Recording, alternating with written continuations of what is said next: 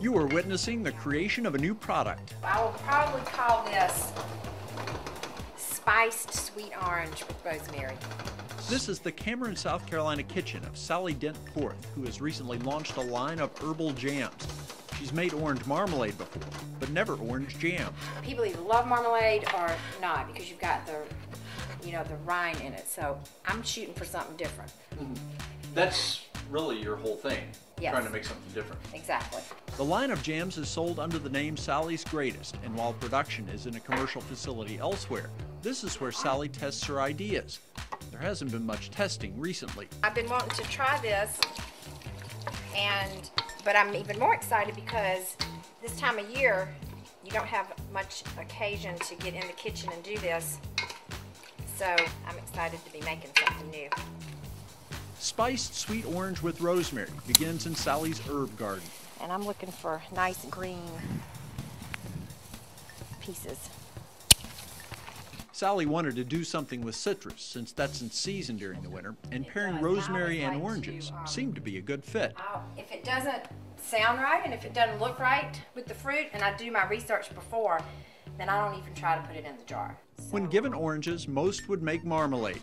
Not Sallie. Jam is quicker. When you make marmalade, it's like a 2-day process. You have to slice everything, let it sit for 24 hours. And in addition to liking something new and different that nobody else has, I also like to do stuff quick. The goal on this day is to get the oranges and their juice to fill a 4-cup container.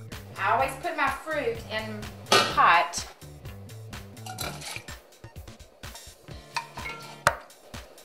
That goes in first. Sallie then takes on the rosemary. And see, the rosemary chops easier with a little bit of the juice. If I didn't have that, it'd be flying everywhere. Rosemary is also a strong herb, so there's a risk of overdoing it.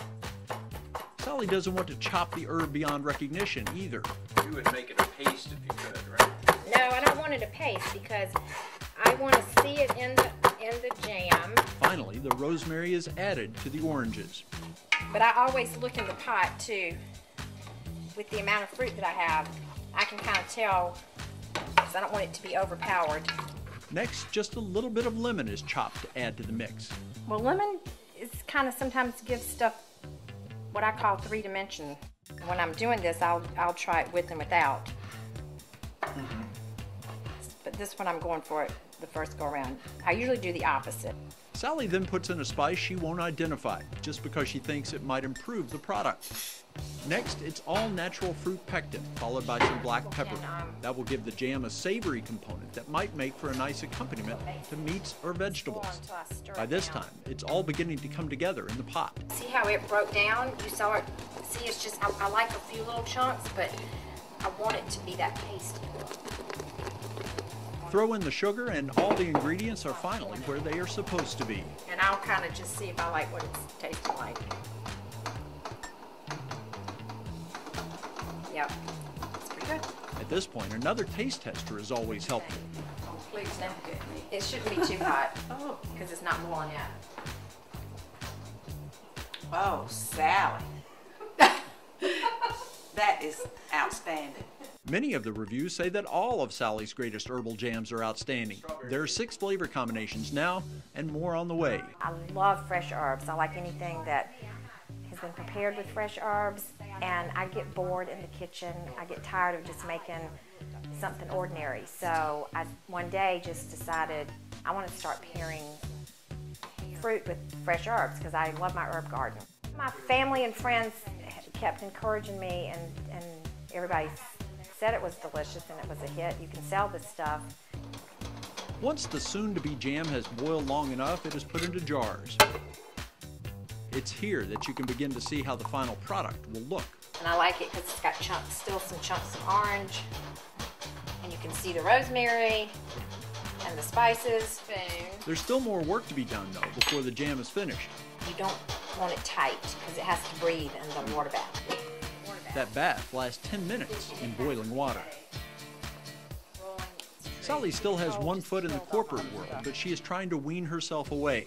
Her jams might be the ticket to allow her to stay on the farm full time. I've lived on the plains for the last 20 plus years. And I was actually on a business trip in New York on 9/11, so I was literally stranded there. That was a turning point. That's when I decided that my goal was to try to slow my life down and to be in South Carolina all of the time instead of living on the airplane. At the end of 10 minutes in the boiling water, the jars come out.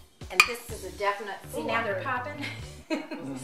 That's like a really good sign when they pop.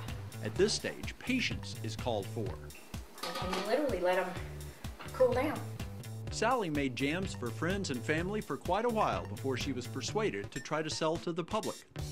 A big break came recently when Sallie's Greatest was chosen by Garden & Gum magazine as a Made in the South winner.